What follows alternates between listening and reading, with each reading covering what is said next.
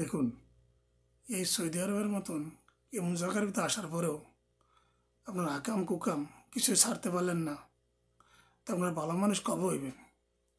বাবা মা আপনাদের পাঠাইছে এই দেশে ভালো মানুষ হয়ে যাওয়ার জন্য, আর আপনার এই দেশে কী করলেন? আরও খারাপ হয়ে গেলেন। এটা আমাদের জন্য অনেক খারাপ কিছু বোঝা যায় না। আপনারা ভালো মানুষ হন, আল্লাহ সুবহানাহু ওয়া তাআলা আপনাদের হেদায়েত করুক, এটার দোয়া করি। কারণ এই দেশে যদি মানুষ হেদায়েত নেয়, তার কোনো দুনিয়ার ভিতরে কোনো জায়গায় গিয়ে মানুষ হেদায়েত দিতে পারবো না। কারণ এই দেশে হেদায়েতের জায়গা আছে, আল্লাহ সুবহানাহু ওয়া তাআলা আল্লাহর ঘর, এরপর আল্লাহ নবী মুহাম্মদ সাল্লাল্লাহু আলাইহি ওয়াসাল্লামের রওজা মোবারক। এই জায়গার ভিতরে গেলে মানুষের মন নরম হয়ে যায়, মানুষের অতীতের গুণাগুলো মানুষ ভুলে যায়।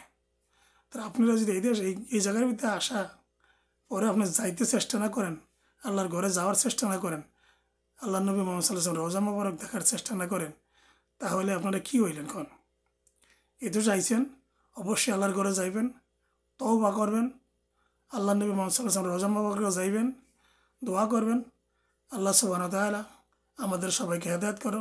আমরা আকাম কুকাম জাতি কিছু করছি, আমরা যেন ভালো মানুষ হইয়া এই দুনিয়া থেকে বিদায় নিতে পারি, এই দোয়া করবেন আল্লাহর ঘরে গিয়া। তাহলে আল্লাহ সুবহানাহু ওয়া তাআলা ইনশাআল্লাহ আপনাদের দোয়া কবুল করতে পারে।